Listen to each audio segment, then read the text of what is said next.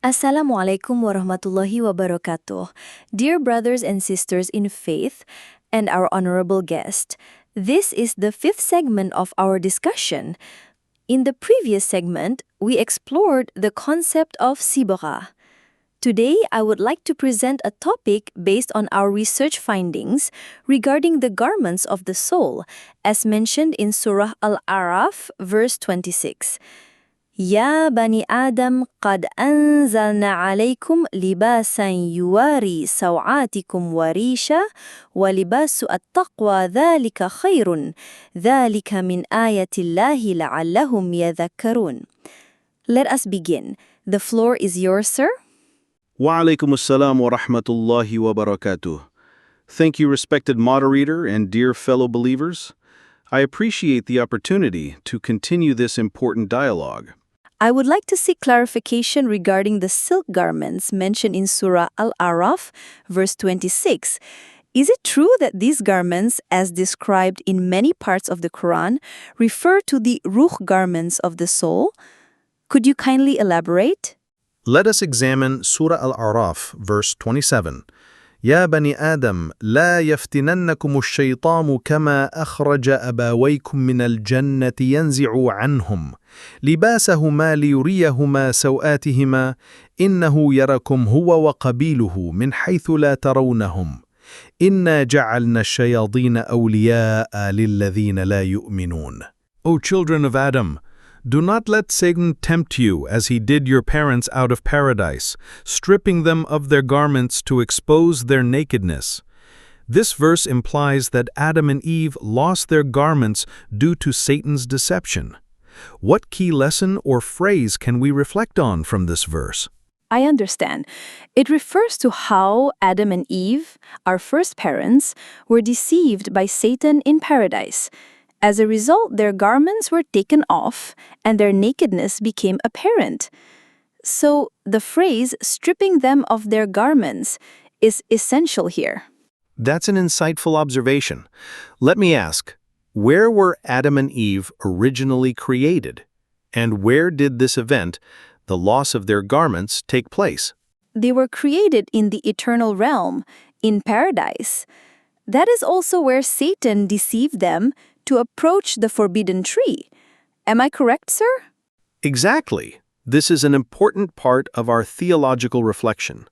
As confirmed in Surah Al-Baqarah, verse 35, وَقُلْنَا يَا آدَمُ اسْكُنْ أَنْتَ وَزَوْجُكَ الْجَنَّةَ وَكُلَا مِنْهَا رَغَدًا حَيْثُ شِئْتُمَا وَلَا تَقْرَبَا هَذِهِ الشَّجَرَةَ فَتَكُونَا مِنَ الظَّالِمِينَ. And we said, O Adam, dwell, you and your wife, in paradise, and eat freely from wherever you wish, but do not approach this tree, lest you become wrongdoers. This clearly indicates that Adam and Eve resided in paradise and were instructed to stay away from the forbidden tree. Excuse me, sir. In the verse you mentioned earlier, the tree is simply called the tree. However, we often hear references to something called the tree of eternity, or shajarat al-khuld. Is this term correct, or is it simply an interpretation? That's a good question. Indeed, the phrase shajarat al-khuld appears in Surah Thaha, verse 120, but it is not a name given by God. It was actually the phrase used by Satan when he deceived Adam. As the verse reads, فوسوس إليه الشيطان قال يا آدم هل أدلك على شجرة الخلد وملك لا يبلى. Then Satan whispered to him, saying, O Adam, shall I show you the tree of eternity and a kingdom that will never decay? Thus the word hold means eternity, derived from the root khalada, as we see in phrases like khalidina fiha, to abide in it forever. So even though the tree of eternity is mentioned, we must remember it is part of the narrative of Satan's temptation, not the official or divinely ordained name for the tree.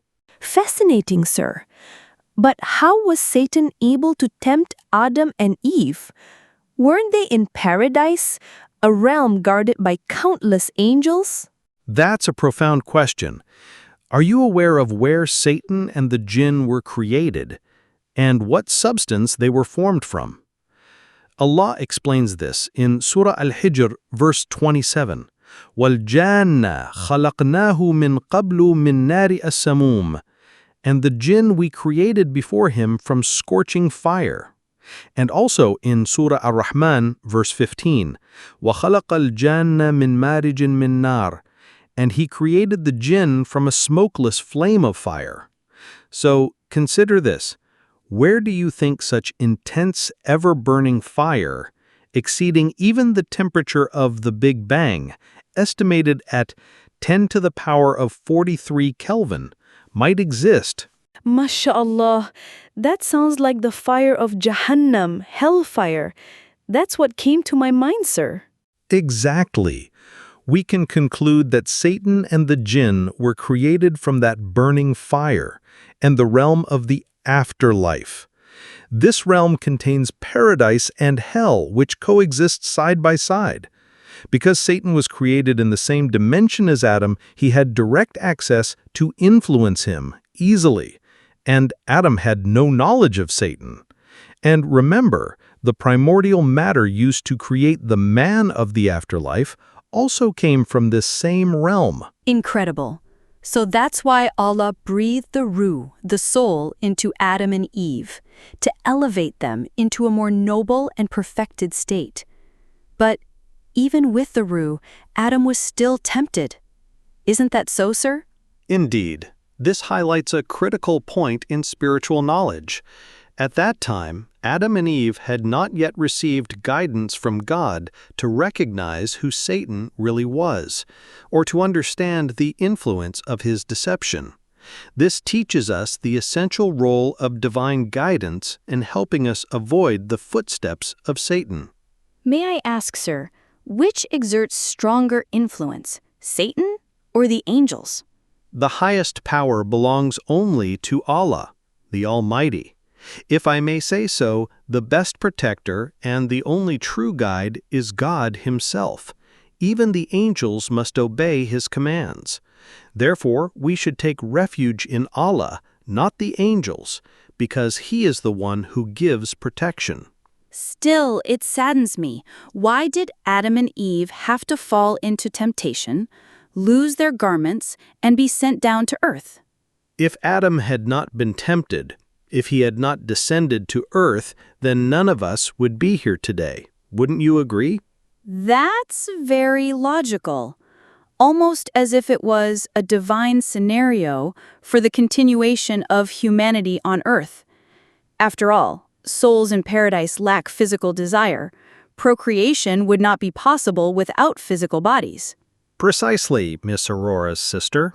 Thank you for grasping that so clearly. Sir, there's still something I've been pondering deeply. Could you kindly elaborate on the nature of the garments of the ruh? In our previous session, you mentioned white and green garments associated with the soul. We are eager to understand this more deeply. Where do these silk garments originate? Is there silk in paradise? And how can this be explained scientifically? That's an excellent and important question. Yes, the ruh is indeed clothed. It wears garments that are extraordinarily subtle and soft, crafted for its spiritual form. When the ruh is breathed into and united with the Baqa human, its dimension remains finer, more refined than the human form itself. Still, both the ruh and the Baqa human possess a soul. So this is not metaphorical, nor symbolic. These are real garments, bestowed after the soul has undergone purification through the divine process known as sibgha, as revealed in Surah Al-Baqarah 2:138 and Surah Al-A'raf 7:26. So the ruh has garments and the Baqa human does too, but the ruh's garments are more refined. Sir, how can we understand this logically? Perhaps there's a verse in the Quran that supports this concept? Certainly. Let's explore this step by step. We begin with a hadith Qudsi. Ya ibadi, kulukum arin ila men kasautu, festaksuni aksukum. O my servants, all of you are unclothed except those whom I clothe, so ask me for clothing, and I shall clothe you. Narrated by Muslim number 2577. This is not referring to physical garments of the world, but to the spiritual garments of the RUH, which are only bestowed upon those who have been purified through the process of sibgha, as revealed in Surah Al-Baqarah 2:138 and Surah Al-A'raf 7:26. MashaAllah. That means our RUH will actually be clothed, in accordance with what we strive for during our lives? How does this unfold next, sir? Second, we refer to two Quranic verses, Surah Al-A'raf, verse 26, and Surah Maryam, verse 17. Al-A'raf 7:26. Ya Bani Adam, kad anzalna alaykum libasan yuwari sawatikum wa risha wa libāsut-taqwā żālika khair. Żālika min ayatillahi la'allahum yadhakkarun. O children of Adam, we have indeed sent down to you garments to cover your nakedness and as adornment, but the garment of piety, that is best. This is among the signs of Allah, so that they may be mindful. Maryam 19:17. Fa takahatat min dunayhem hijaban fa arsalna ilaiha ruhana fatamathala laha basharan sawiya. Maryam screened herself from them, then we sent to her our RUH, who appeared to her as a well-proportioned man. Pardon me, sir. May we explore Surah Al-A'raf, verse 26, in more depth? What lessons can we derive from this verse? O children of Adam, we have sent down garments to cover your nakedness and fine garments for adornment. But the garment of piety, that is best. These are among the signs of Allah, that they may be mindful. Let's reflect carefully on this verse. Notice how Allah speaks directly to humanity, clarifying that He has sent down garments for covering one's private parts and fine garments for adornment. This firstly refers to garments appropriate for the higher dimensional realm, the realm of Baqa, which includes garments for both the RUH and the Baqa human. These garments are worn in Barzakh and in the Baqa realm, or in paradise. I see, sir. What comes next? Yeah. Secondly, Allah continues, but the garment of piety, that is best. Here we must observe carefully. The first part of the verse refers to clothing that covers and adorns, but it does not yet mention piety. Therefore, we interpret the first statement as referring to the garment of the RUH, the initial garment bestowed upon the soul after it undergoes sibgha, Surah Al-Baqarah 2:138.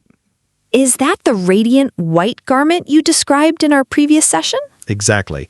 The very first garment given by Allah is a glowing white silk robe, brilliant and luminous, clothed directly by the angels as a mark of honor to cover the soul's private parts. This is referenced in Surah Al-A'raf 26. Ya Bani Adam, qad anzalna alaykum libāsan yuwari sawātikum wa risha. Translation: O children of Adam, we have sent down to you garments to cover your nakedness and garments for adornment. Additional references include Al-Insan 12, وَجَزَاهُمْ بِمَا صَبَرُوا جَنَّةً وَحَرِيرًا, and He rewarded them for their patience with paradise and silk. Al-Insan 21, عَالِيَهُمْ ثِيَابُ سُنْدُسٍ خُضْرٌ وَاسْتَبْرَقْ وَحُلُّوا أَسَاوِرًا مِّن فِضَّةٍ وَسَقَاهُمْ رَبُّهُمْ شَرَابًا طَهُورًا. They will be dressed in green silk garments and fine brocade, adorned with silver bracelets, and their Lord will give them a pure drink. What is the garment of piety? And how is it different from the garment of the RUH? That's an important question, and the answer still lies in Surah Al-A'raf 26. Let's read again. وَلِبَاسُ-التَّقْوَى ذَلِكَ خَيْرٌ ذَلِكَ مِنْ آيَاتِ اللَّهِ لَعَلَّهُمْ يَذَّكَّرُونَ. Notice the emphasis, but followed by the garment of piety. This shows a shift and elevation in meaning. The garment of piety holds greater value because it reflects one's knowledge of the hereafter and spiritual attainment. Can you give an example? When someone is newly purified through sibga, their level of faith is likely small, perhaps like a grain of a mustard seed. It cannot yet be compared to the faith of the prophets. Naturally, the knowledge they possess is still limited. But for the one who wears the garment of piety, their soul possesses a high level of divine knowledge. Hence, Allah bestows this distinguished garment as a form of honor. And surely, that person also possesses a pious soul. Absolutely. Mr. Rora. I truly hope to be among those who are clothed in light and welcomed with honor in the realm of Barzakh. Dear brothers and sisters, let us conclude today's session on the second essential need of the soul, the garment of the RUH.